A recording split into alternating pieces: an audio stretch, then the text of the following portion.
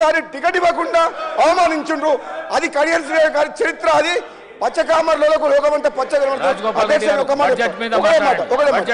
అధ్యక్ష, మా ముఖ్యమంత్రి గారు మా గవర్నమెంట్ కాంగ్రెస్ పార్టీ 100 సార్లు చెప్పిన అధ్యక్ష, 100 సార్లు ఏమని, ఈ 6 గ్యారెంటీల పథకాలు హామీలు విడతల వారీగా మేము అమలు చేస్తాము అని చెప్పినాం. అమలు చేస్తాము అని చెప్పి మా గవర్నమెంట్ కమిట్మెంట్ తోటి ఉన్నది. ఆల్రెడీ కొన్ని కమిట్మెంట్ ఫుల్ఫిల్ చేసింది. మీరు ప్రతిసారి అసెంబ్లీలో కానీ బయట కానీ అబద్ధాలు ఆడినరు. మీరు ఎప్పుడు చేస్తారు అని అన్నారు. మేము వచ్చి 2 నెలలు అయింది. మీరు 10 ఏళ్ల పాటు డబుల్ బెడ్రూమ్ ఇల్లు కట్టిస్తున్నారు, నిరుద్యోగ భృతి ఇస్తున్నారు, 3 ఎకరాల స్థలం ఇస్తామన్నారు, ₹1,00,000 రుణమాఫీ చేస్తామని చెప్పి 5 ఏళ్ల కింద 2018లో ఎన్నేళ్లకు చేసింది అధ్యక్ష? వీళ్ళు ఇచ్చిన హామీల విషయంలో వీళ్ళు గతంలో 10 ఏళ్లు పరిపాలించి ఒక్క హామీ నెరవేర్చలేదు. మాకు 2 నెలలు సమయం కాలేదు. మా ముఖ్యమంత్రి గారు కాంగ్రెస్ పార్టీ ఆహర్నిశలు కష్టపడి మీరు చేసిన తెలంగాణ ఆగమైన తెలంగాణని గాడిలో పెడతామని చెప్పి మా కాంగ్రెస్ పార్టీ ప్రభుత్వం కృతనిశ్చయంతో ఉంది. మీకెందుకు కడుపులమంట అంటే మేము చేయొద్దా? మీకు అవకాశం ఇచ్చారు 2 సార్లు, మీకు 2 సార్లు అవకాశం ఇచ్చారు. 10 ఏళ్ళు పరిపాలించుండ్రు.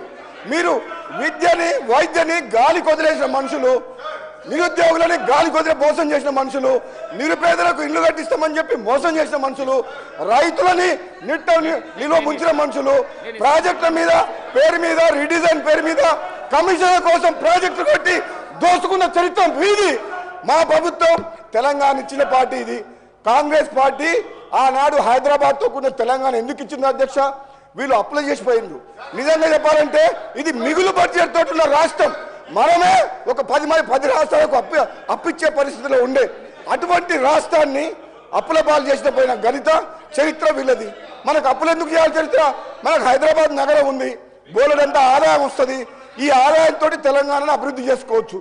వీళ్ళు స్వార్థం కోసం అప్పులు చేసి తెలంగాణ రాష్ట్రాన్ని అప్పులు చేసిండ్రు. మళ్ళా మాకు ఈరోజు ఏమంటున్నారు?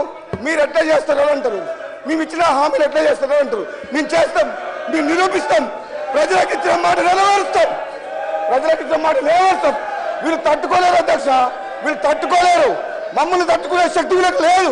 దమ్ముంటే కేసీఆర్ని హౌస్లోకి రమ్మని చెప్పారు. దమ్ముంటే మేము నిరూపిస్తాం. మా ముఖ్యమంత్రి గారు చెప్పిండు, ఇప్పుడు మీ నాయకుడిని రమ్మని చెప్పండి అని చెప్పి ముఖ్యమంత్రి గారు నిన్న చెప్పిండు, ఈ రోజు కూడా చెప్పిండు.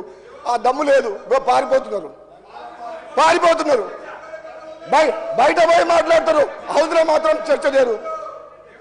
ఈరోజు మా ముఖ్యమంత్రి గారి నాయకత్వంలో ఈరోజు మేమందరం కూడా కమిట్మెంట్ తోటి పనిచేస్తున్నాం. ఒక శ్వేతపత్రం ఆర్థిక పరిస్థితి మీద శ్వేతపత్రం ఇచ్చినాం. కృష్ణా వాటర్ దోపిడీ మీద చర్చ చేసి ప్రజెంటేషన్ ఇచ్చినాం. గోదావరిలో మోసం జరుగుతుంది, మేడిగడ్డకు ముఖ్యమంత్రి గారి నాయకత్వంలో అందరం పోయి చూసి వచ్చినాం. అది జీర్ణించుకోలేక ఇవన్నీ వాళ్ళు చేసే తప్పుల్ని ప్రజలకు తేట తెల్లంగా కళ్ళ కట్టేటట్టు చూపిస్తున్నాం. కాబట్టి అది తట్టుకోలేక ఈ విధంగా మాకు వ్యక్తిగతంగా విమర్శలు చేస్తున్నారు అధ్యక్ష. నేను ఈరోజు చెప్తున్నా, మళ్ళీ వీళ్ళ ఆటలు సాగవు. ఏనాడైతే బీఆర్ఎస్ మార్చిండ్రో అప్పుడే వాళ్ళ పని అయిపోయింది. వాళ్ళు బతుకు తెరువు కోసం, అధికారం కోసం, స్వార్థం కోసం పనిచేసే వ్యక్తులు. ఆనాడు తెలంగాణ సెంటిమెంట్ రెచ్చగొట్టి రేవంత్ రెడ్డి గారు అన్నారు, నిన్న అమాయకులను చంపి పిల్లల్ని చంపిన పాపం మీకు ఉసురు తగులుతుందని చెప్పి వాళ్ళ కుటుంబం లక్షల కోట్లు దోసుకుంది అధ్యక్ష. ఆ పాపం ఎవరో త్యాగం చేస్తే త్యాగాల పునాదం మీద ఏర్పడ్డ తెలంగాణలో ఒక కుటుంబం బాగుపడి లక్షల కోట్లు దోసుకున్న చరిత్ర వాళ్ళది. అది తెలంగాణ ప్రజలు 2 సార్లు తప్పు చేసినామని గమనించి ఈరోజు గ్రహించి మళ్ళీ తెలంగాణ ఇచ్చిన కాంగ్రెస్ పార్టీకి పట్టం కట్టిన అధ్యక్ష. ఇది పేదల ప్రభుత్వం, పేదల రాజ్యం, పేదల కోసం పనిచేస్తుంది. ఈరోజు మా లోపల చీలిక తీసుకొచ్చి నన్ను రెచ్చగొడతారు. నీకేం కాలేదా అంటారు, ఇంకోటి దగ్గర పోతారు, నీకేం రాలేదా అంటారు. ఎంతసేపు మనం చీల్చి మళ్ళీ అధికారంలో రావాలని కుట్ర చేస్తారు అధ్యక్ష. కానీ వాళ్ళ పప్పులు ఉడుకోవు. మేము కాంగ్రెస్ పార్టీ ఈరోజు మా ముఖ్యమంత్రి గారి నాయకత్వంలో అందరం కలిసికట్టుగా ఐకమత్యంతో తెలంగాణ ప్రజల కోసం పనిచేసిన తప్పితే పదవుల కోసం పాకులాడే మనుషులం కాదు అధ్యక్ష. థ్యాంక్ యూ అధ్యక్ష.